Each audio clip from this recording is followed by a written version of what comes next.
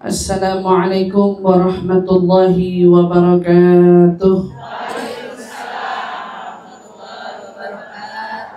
Alhamdulillahi rabbil alamin wa bihi nasta'in ala umuri dunya waddin.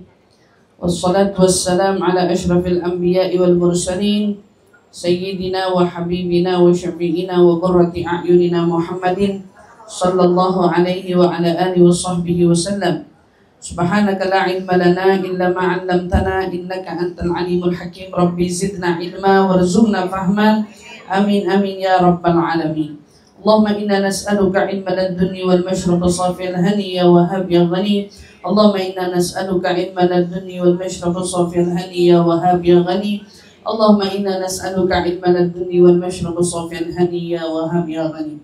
نويت تعلم والتعليم والنفع والانتفاع والمذاكرة والتذكير والإفادة والاستفادة والحث على التمسك بكتاب الله وسنة رسول الله صلى الله عليه وسلم والدعاء إلى الهدى والدلالة على الخير ابتغاء مرضاتي وقرب وثوابي وحسن الخاتمة مع اللطف والعافية والصلاح العاقبة birahmatika ya arhamar rahimin.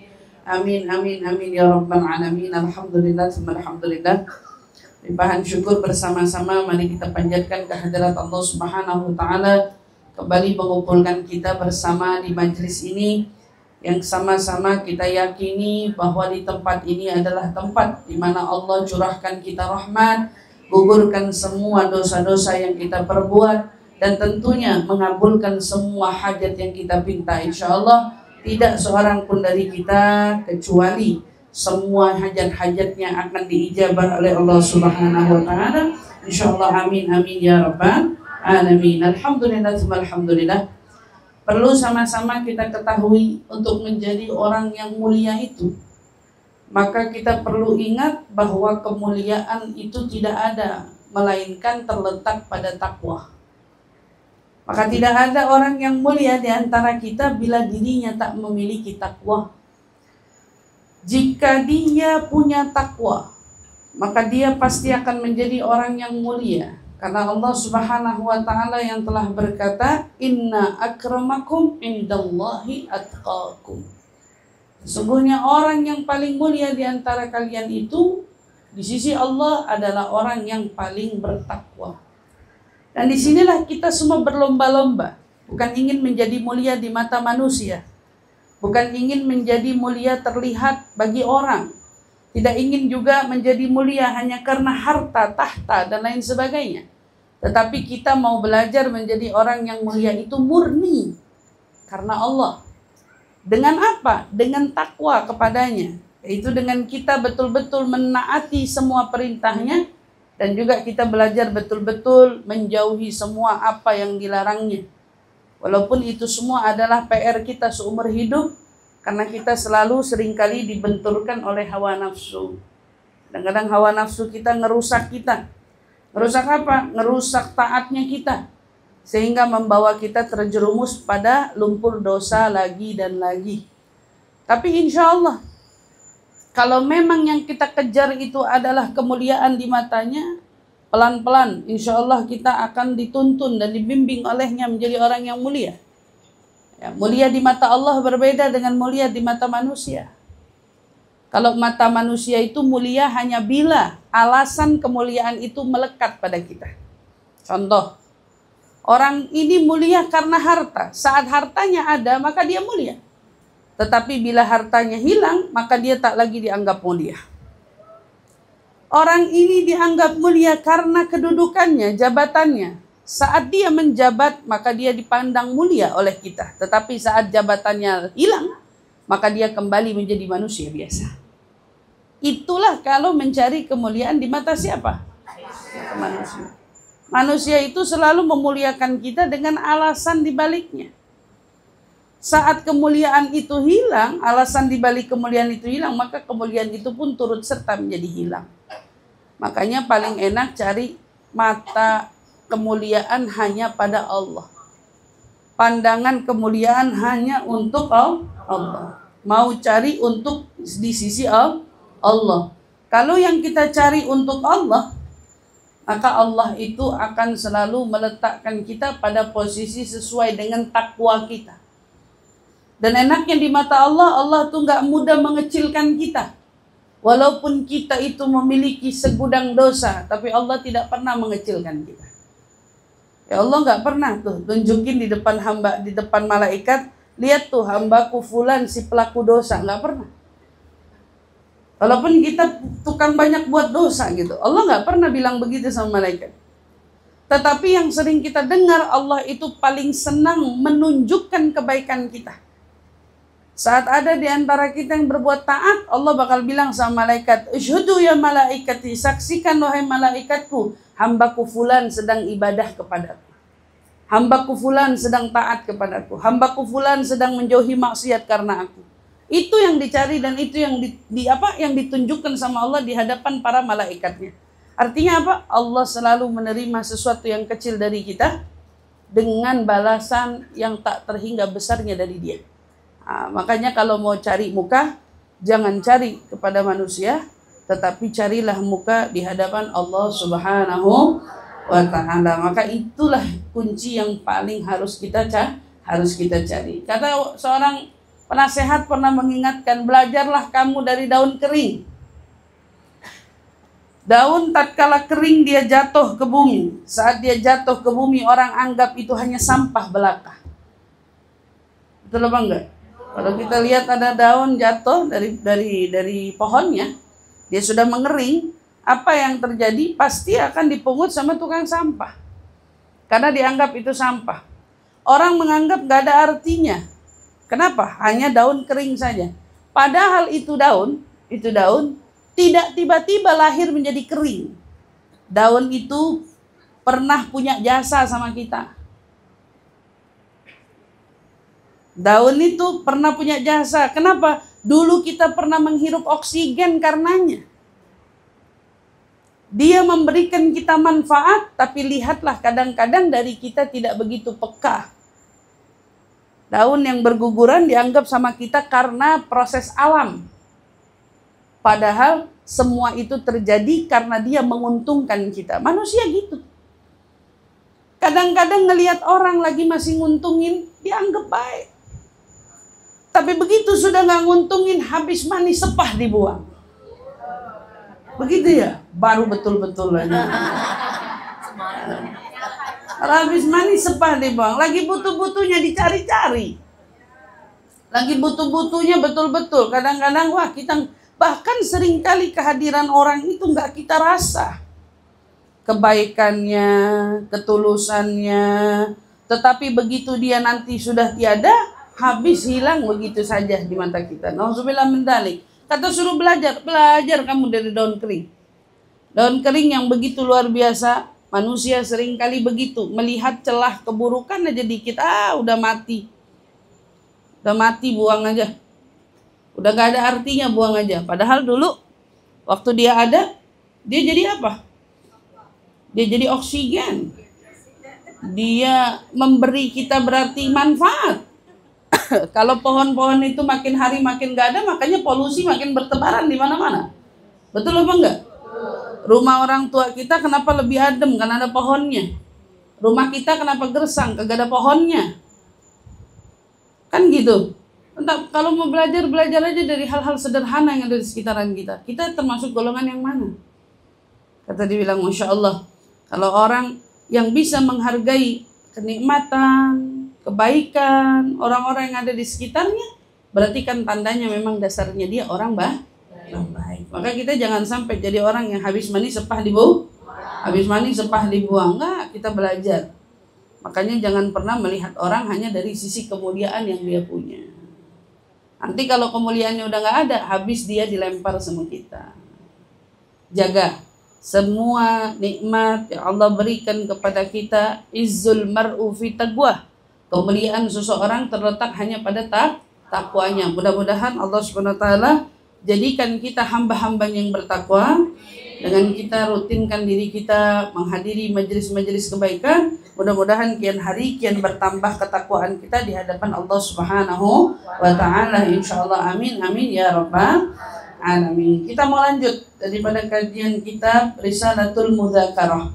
Ya, insyaallah mudah-mudahan nasihat-nasihat yang lalu yang sudah pernah kita bahas, kita uraikan menjadi nasihat yang penuh dengan kebaikan dan kemanfaatan untuk kita amalkan. Karena orang terbilang punya ilmu kalau sudah diamalkan. Kalau cuman punya ilmu tapi tidak diiringi dengan amal, maka semua itu menjadi terkesan bukan ilmu, informasi saja. Itu namanya informasi aja. Jadi banyak gak orang hadir kajian? Banyak, tapi banyak gak orang yang mendapatkan betul-betul inspirasi dari kajian? Itu minim. Orang sibuk sana sini berlomba hadir kajian, tapi kalau ditanya siapa pengamalnya, minim. Orang berlomba untuk mengkalkulasi satu hari hadir kajian berapa. Tetapi sejatinya semua itu akan terlihat nilainya kalau dari ilmu yang kamu kejar itu betul-betul dapat kamu amalkan dalam hidupmu. Nah, makanya nilai yang ngamalin ilmu tuh mahal. Kita berusaha ke sana.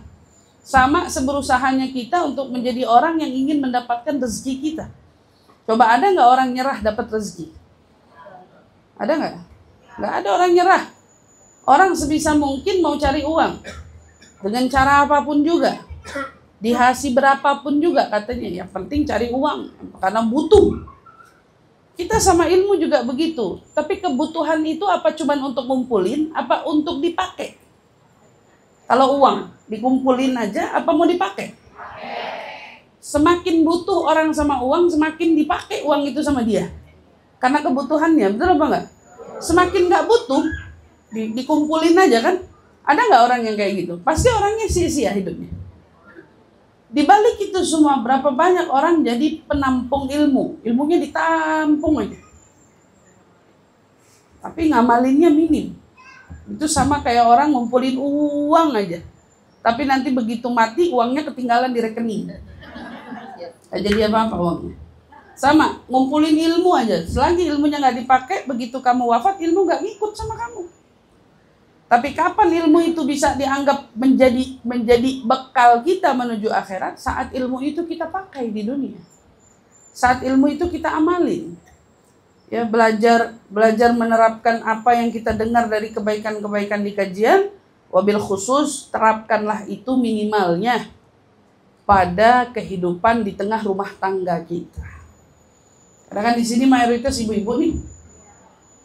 Berarti minimal ilmunya diterapin di mana? Diterapkan di tengah rumah tangga kita. Setelah di rumah tangga kita sudah belajar betul-betul menerapkan, ayo belajar lagi kembali menerapkan ilmu di tengah kita bersosial dengan sesama kita. Nah, itu mulai ngerembet tuh. Sampai akhirnya kita betul-betul bisa menjadi orang yang mengamalkan ilmu dengan sebaik-baiknya. Dimanapun kita diletakkan, disitulah kita akan mengamalkan. Kalau kita lihat orang soleh dulu, Bu, orang soleh, kaum solehin. Pernah nggak sih ibu-ibu kebayang Wali Songo waktu pertama kali datang ke Indonesia? Indonesia ini apa jadinya? Indonesia ini isinya orang buta huruf semua. Indonesia ini nggak ngerti apa-apa saat itu. Dia tidak paham apa itu tentang menyembah Allah. Dia nggak paham. Waktu pertama kali ajaran Islam dibawa ke sini, berarti kan yang dihadapin mereka, orang soleh ini, orang-orang yang mayoritasnya buta huruf. Buta ilmu, nggak ngerti apa-apa kan? Tapi karena merekanya orang soleh, merekanya orang hebat, mereka datang ke sini, mereka bisa ngerubah keadaan. Beda sama kita kadang-kadang, kalau bekal ilmu masih sedikit, masuk ke satu lingkungan salah, kita ikut jadi rusak sama dia. Beda nggak? Itu orang soleh datang ke Indonesia, begitu masuk Indonesia semuanya yang lagi sesajen. Ya kan? Yang lagi nyembah sesuatu yang tidak sepatutnya disembah, meyakini sesuatu yang sepatutnya tidak diyakini. Mereka sedang berada di dalam kebatilan, kesesatan. Mereka tidak tahu menyembah Allah itu seperti apa. Orang soleh ini masuk, satu orang di satu wilayah, satu orang. Tapi bukan mereka yang terbawa oleh lingkungan, tetapi mereka yang mampu merubah satu lingkungan. Orang, kalau mau tanya, kita punya ilmu sudah betul atau belum? kita punya kekuatan dari ibadah, ketaatan kita sudah baik atau belum, kamu mampu tidak mempengaruhi orang lain. Kalau kamu yang masih dipengaruhi, berarti kamu punya apa? Punya kadar diri masih serendah itu. Kadar ilmu masih serendah itu. Makanya Bu coba perhatiin, kalau ada orang seberang misalnya, dari sesama saudara kita kaum muslimin juga, tapi mereka bukan penganut yang baca maulid, bisa nggak dirayu sebentar ikut maulid? Gak bisa. Kenapa? Karena mereka punya pengamalan ilmunya lebih kuat. Adapun si pengamal maulidnya maju mundur, belum kuat. Makanya kadang-kadang seringkali jika situasinya itu berhadapan dengan kita, situasinya berhadapan, kadang-kadang kita yang cenderung diragukan oleh argumennya. Saya salah apa kagak nih ya? Benar apa enggak? Iya. Contoh, kita punya pondasi ilmu belum kuat. Datang teman bilang sama kita, kamu jangan ngaji mulu. Kamu ngaji mulu gak bagus. Itu loh, ninggalin tanggung jawab. Atau orang tuh sama agama sedang-sedang aja. Jangan kelebihan. Yang ngomong siapa nih? Hah? Yang ngomong siapa? Kan yang ngomong mereka yang gak ngaji. Betul kan? Yang ngomong mereka yang gak ngaji. Lah, coba ukur kamu di kakinya gimana? Goyah, terbawa oleh mereka, atau kamu kuat dengan statementmu? Ya gak apa-apa juga. Kan kalau saya ngaji gak pakai ongkos kamu. Saya ngaji gak pakai ongkos kamu. Saya ikut kajian juga gak ngeberatin kamu, gak minta tolong kamu anterin saya ke sana sini. Alhamdulillah kalau buat tanggung jawab rumah tangga saya bisa handle, saya bisa atur. Saya juga tahu gitu bagaimana yang penting gitu. Alhamdulillah, berarti dia punya kekuatan. Kekuatan di balik argumennya orang sama dia. Oh, berarti kamu sudah masuk di ranahnya kuat di dalam ilmu yang kamu dapat. Tapi kalau baru dapat terus kemudian goyah, bener juga ya. Ngaji apa kagak nih? Kayak overdosis nih jangan-jangan. Berarti kekuatan dia dong, dengan belenggu syaitannya dia lebih kuat. Berarti dengan kekuatan dia bisa mempengaruhi kita. Beda orang soleh. Orang soleh mau zamannya dulu Habib Husain bin Abu Bakar Al-Idrus luar Batang, coba. Ada yang bisa goyahin dia? Ada yang bisa goyahin Al-Habib Abdullah bin Muhsin Empang Bogor? Masuk penjara, masuk aja penjara. Tapi kalau udah yang namanya iman, ilmu melekat pada diri, kita mau dibawa alurnya kemana aja. Takwa mah takwa aja. Karena bekal ilmunya ngikut kemana-mana, karena mereka lah si pengamal ilmunya. Dan kitalah yang mau belajar di sini. Ngaji, nuntut ilmu. Kapan ilmu ini benar-benar bisa menjadi syafaat kita begitu kita mengamalkannya. Saat kita mengamalkannya, maka dia akan menjadi syafaat bagi kita. Kapan dia bakal menjadi bekal kita masuk ke dalam liang lahat? Saat kita sudah mengamalkannya, saat kita di dunia. Mudah-mudahan Allah SWT anugerahkan kita dapat mengamalkan ilmu dengan sebaik-baiknya, insyaallah. Amin, amin ya rabbal alamin. Bismillahirrahmanirrahim. Wa qala al-musannif rahimahumullah wa nafa'na bihi wa bi'ulumin fid dharain amin. Wa qad akramallahu ibadan ata'uhu faharrarahum min riggi syahwat wa tahhara qulubahum min danasil iltifat ila al-'aliyat. Wa ajra 'ala aydihim khawarigil adat wa ajaibil karamat min al-akhbar wal ghaibiyat wa idraril barakat wa ijabatid da'wat. Nih lihat nih. Sesungguhnya Allah Subhanahu wa ta'ala ya telah memuliakan hambanya yang taat kepadanya. Dengan apa Allah memuliakannya? Dengan membebaskan mereka dari belenggu-belenggunya syahwat. Orang kalau sudah taat sama Allah, makin taat, syahwat ini makin lemah. Jadi makin kita nurut sama Allah, syahwat makin gak punya kekuatan buat ngegoda kita. Beda kasusnya kalau kita makin ngikutin syahwat, berarti kan kita makin melanggar aturan Allah. Kalau kita makin melanggar aturan Allah, syahwat makin kuat. Tapi kalau kita makin taat sama Allah, syahwat makin lemah. Ya, hawa nafsu kita makin tak ada daya. Kalau sudah syahwat dilemahkan, apa yang terjadi? Wa tahhara qulubahum min danasil iltifat.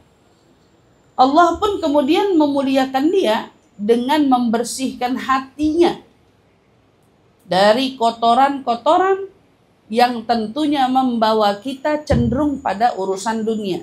Nah, jadi condong sama dunia itu bagian dari kotoran hati. Ya. Orang kalau sudah taat sama Allah, ibu rasain hatinya sama dunia sudah kagak haus. Dia kagak bakalan cari dunia, dia nggak akan cari dunia untuk hanya memenuhi hawa nafsu. Ada orang pernah cerita sama saya begini, Ustazah, sekali-sekali itu jangan nasehatin ibu-ibu komplek aja. Ibu-ibu kompleknya maksudnya ibu-ibu. Ustazah sekali-sekali katanya nasehatin ibu-ibu ketua, yang ibunya sudah jadi ketua. Ibu-ibu ketua katanya. Wabil khusus ibu-ibu yang punya organisasi ketua-ketua yang besar-besar. Kenapa harus sama mereka, saya bilang. Loh, mereka itu Bu, istrinya ketua-ketua kan? Iya kan? Istrinya ketua-ketua kan? Itu istrinya ketua-ketua, di luarnya suaminya jadi ketua, di rumah jadi siapa? Jadi bawahan istrinya. Saya mikir benar juga ya. Jadi sebetulnya, kata dia bilang, yang bisa benerin kita punya ekosistem negara itu gimana perempuan di rumahnya. Benar juga. Mereka tidak akan mati-matian mencari uang sampai di ranahnya yang tidak halal kalau perempuan-perempuannya nggak punya tuntutan. Gitu. Tapi begitu perempuannya nuntut, Pak, pengen dong tas kayak si itu. Pengen dong cincin kayak yang eno, pengen dong rumah kayak begini, pengen dong, punya tuntutan kayak gitu, ya suami tinggal menjalankan perintah ketua di rumah. Iya, saya bilang bener juga. Iya. Nah, dia bilang tuh, ibu-ibu itu tuh gak ada yang nasehatin. Kalau ibu komplek banyak yang nasehatin. Tapi buat sampai nembus jadi penasehatnya ibu-ibu itu susah. Karena mereka nggak mau dengar nasihat.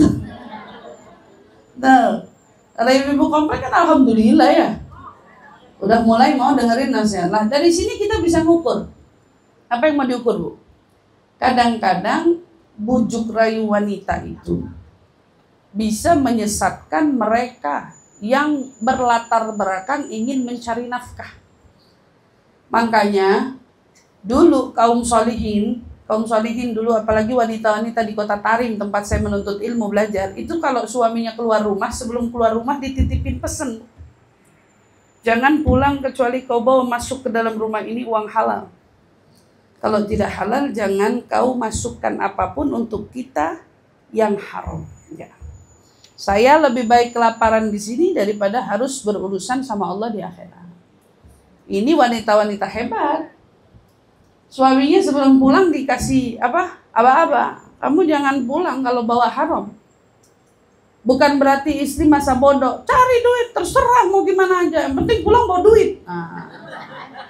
Kan beda nih omongannya. Yang penting pulang bawa duit sama pulang bawa duit yang halal. Itu beda pesannya.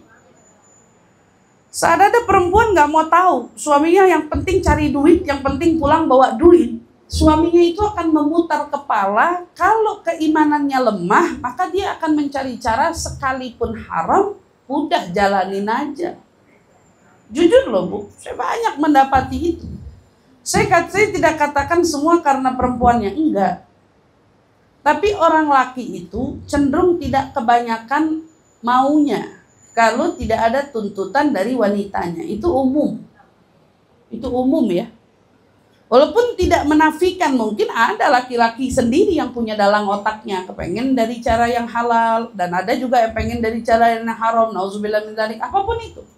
Tapi kita harus ingat, kadang pemicunya perempuan yang saat suami pulang, saya nggak mau tahu, yang penting saya taunya kamu pulang bawain saya uang. Gitu kan? Karena dia ngerasa butuh. Dia merasa itu tanggung jawab suami, tapi dia tidak memikirkan bahwa di ranah tanggung jawab tetap di dalam situ ada rezeki yang halal, bukan rezeki yang haram. Orang kalau hatinya tunduk sama Allah, taat sama Allah, mau nurut sama Allah, Allah bakal perkecil dorongan hawa nafsunya. Makanya Bu, perempuan itu kenapa diingetin suruh banyak belajar, banyak bekalin diri sama taat dan ilmu, karena biar perempuan punya dorongan syahwat hawa nafsunya itu berkurang.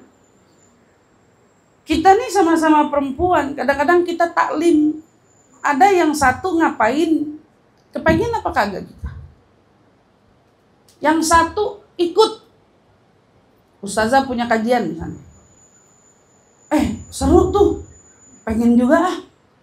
Kita dengar lagi yang satu, yang ini pergi kemana, ikut rombongan kemana, pengen juga hatinya ikut. Ini kita nih, ini dari dunia pengajian doang, kita pengen. Bagus banget. Ada orang mungkin pakai baju muslimah cakep di mata kita, hati kita pengen. Bajunya beli di mana?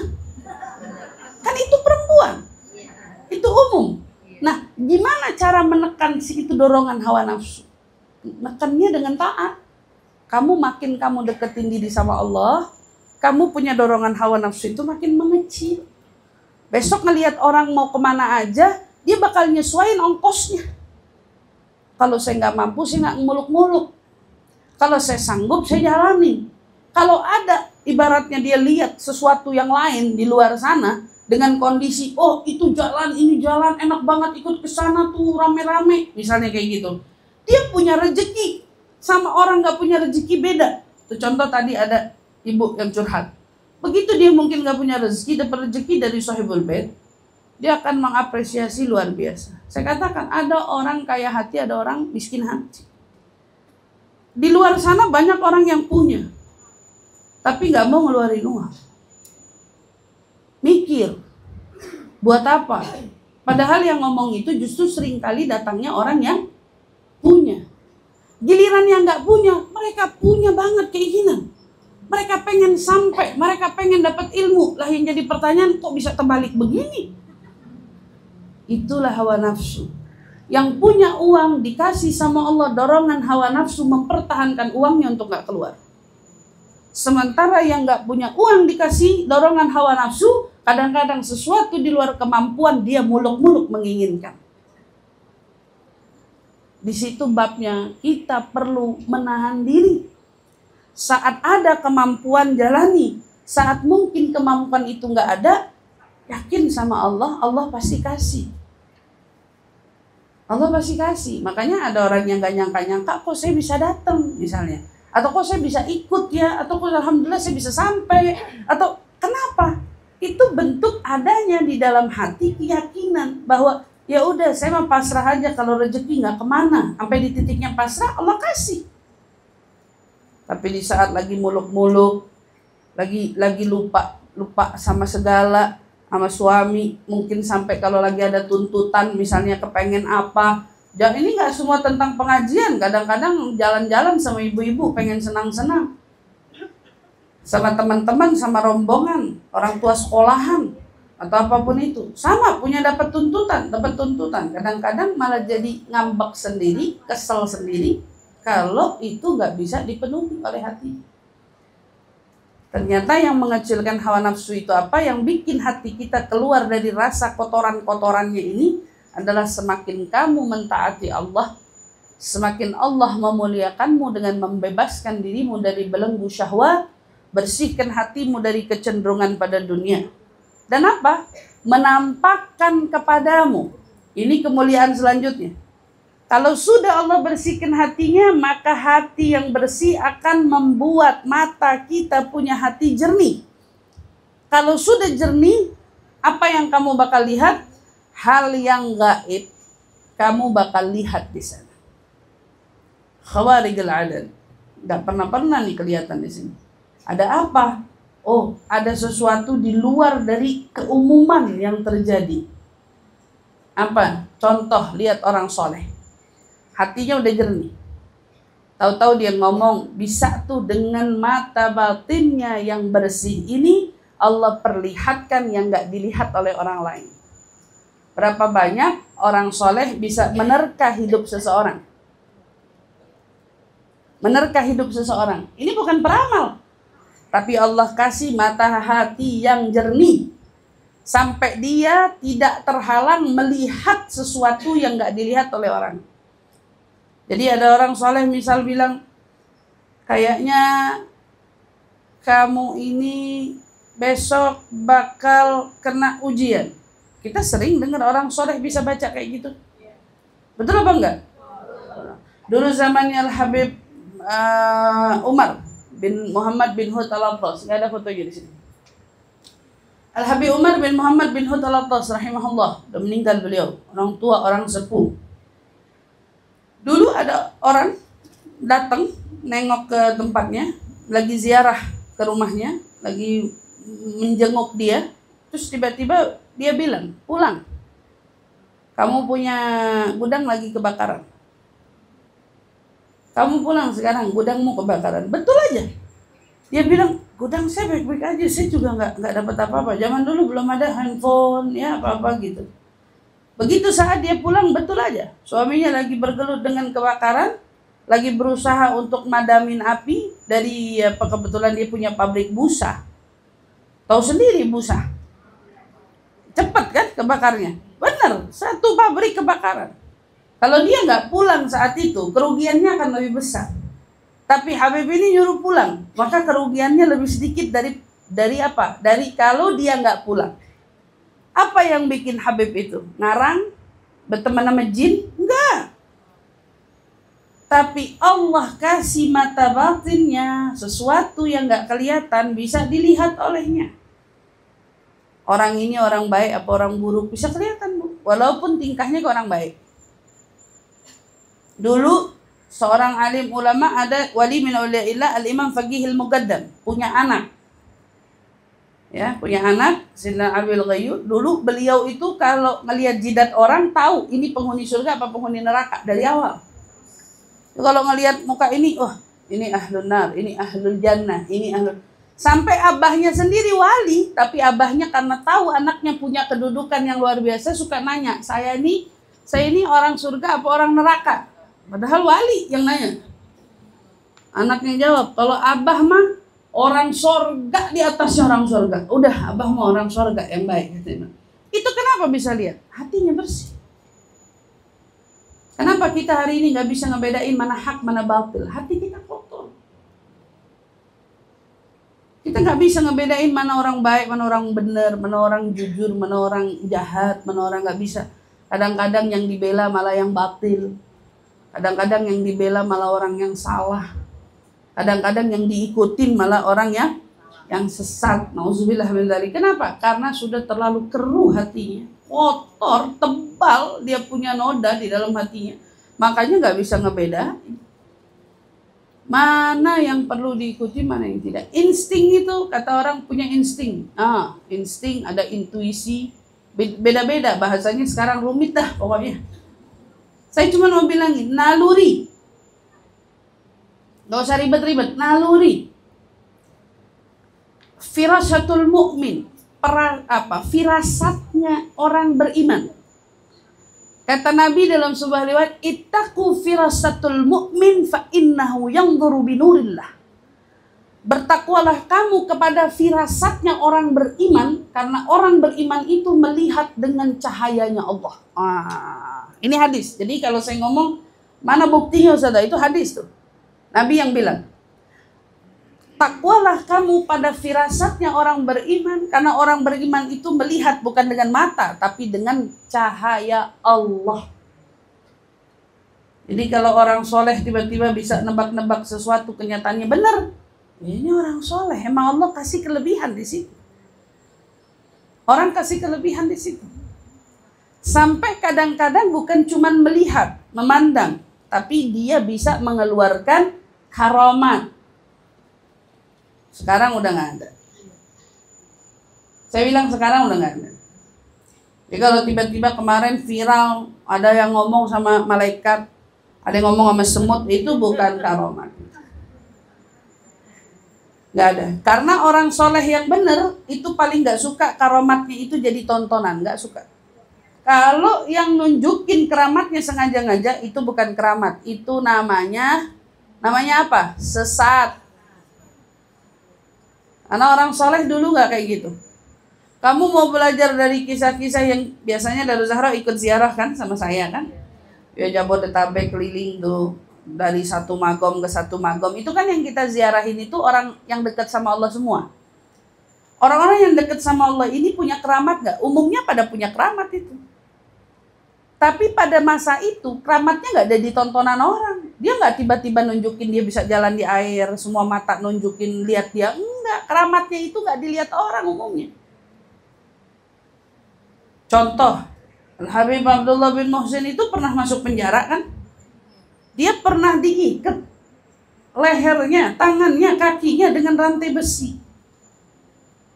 Tapi tiap kali dia mau sholat, ini bayangin Bu, tiap kali dia mau sholat, keramatnya dia apa? Rantai besinya dilepas. Dia sholat aja. Begitu udah selesai sholat, dipakai lagi. Padahal kuncinya dipegang sama sipir penjara. Itu karamat, bukan untuk jadi tontonan orang. Orang sekarang bingung kan, kalau yang viral-viral kemarin itu di sana, wah ini mana bahasa apa? Bahasa semut. Sejak kapan? Nabi Sulaiman aja ngomong sama semut, nggak ada riwayat yang ngasih tahu bahasa semut apaan. Kok bisa orang sekarang itu ngomong dengan istilah bahasa semut? Pakai bawa-bawa kitab Imam Ghazali lagi, udah mutlak itu. Bukan itu karamat, itu sesat.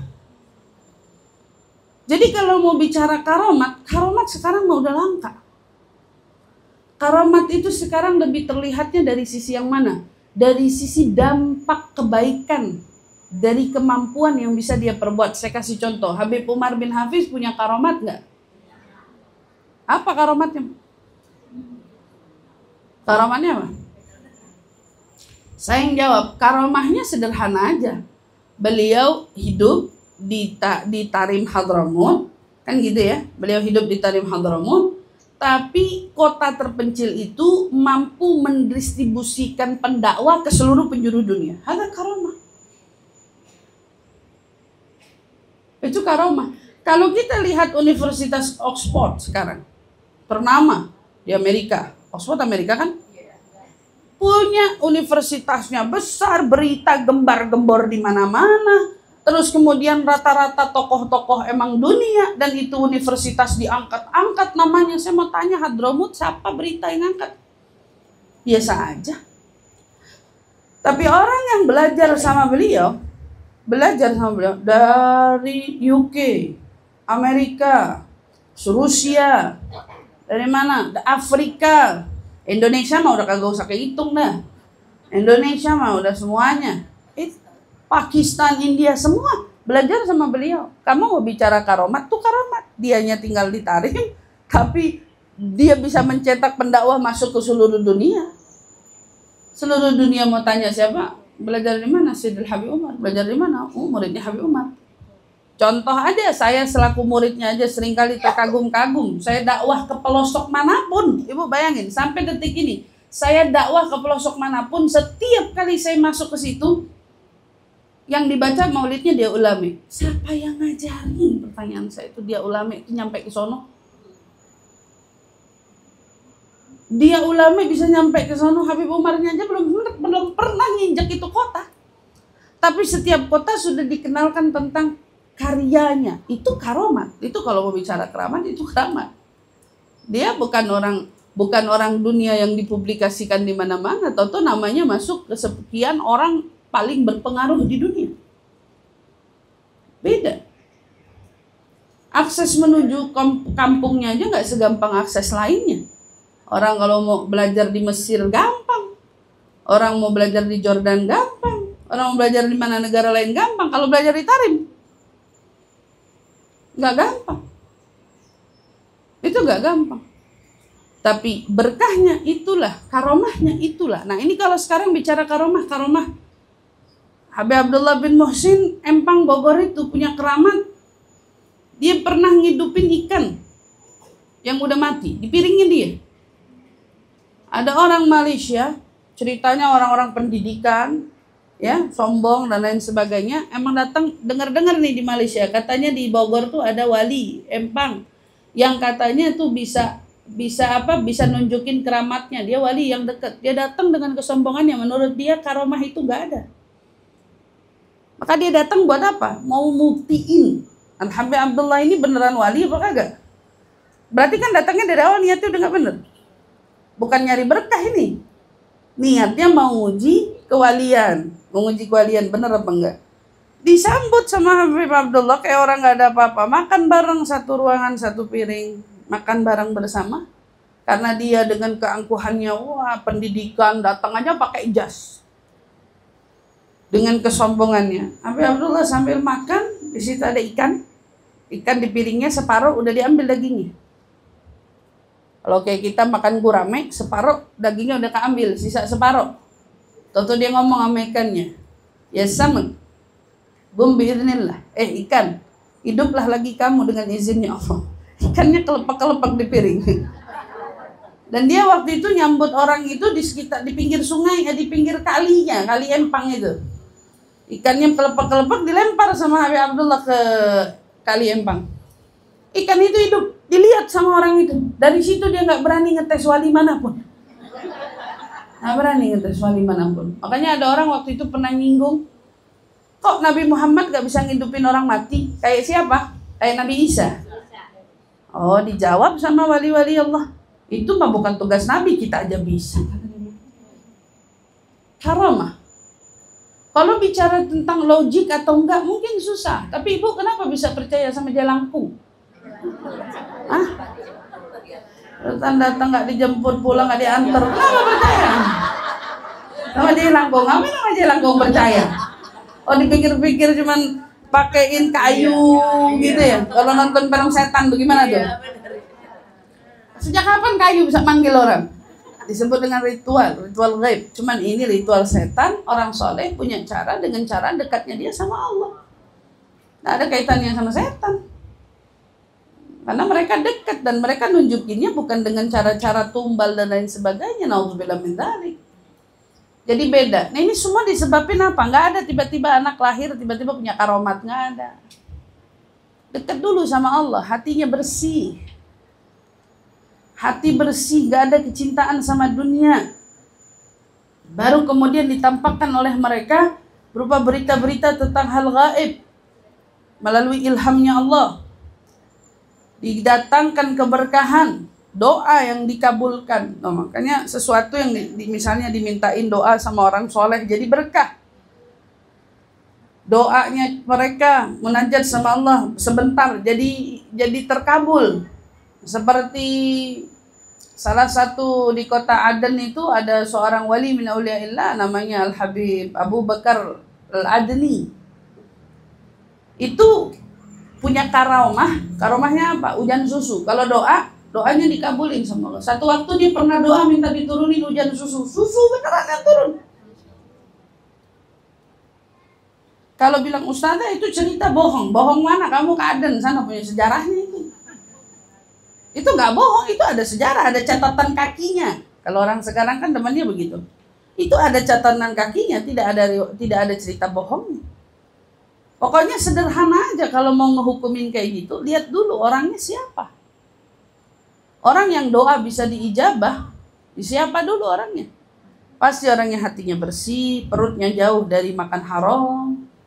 Orang dekat sama Allah. Kalau orang yang perutnya doyannya makan apa aja dari mau sumbernya mana aja, mana mungkin doanya.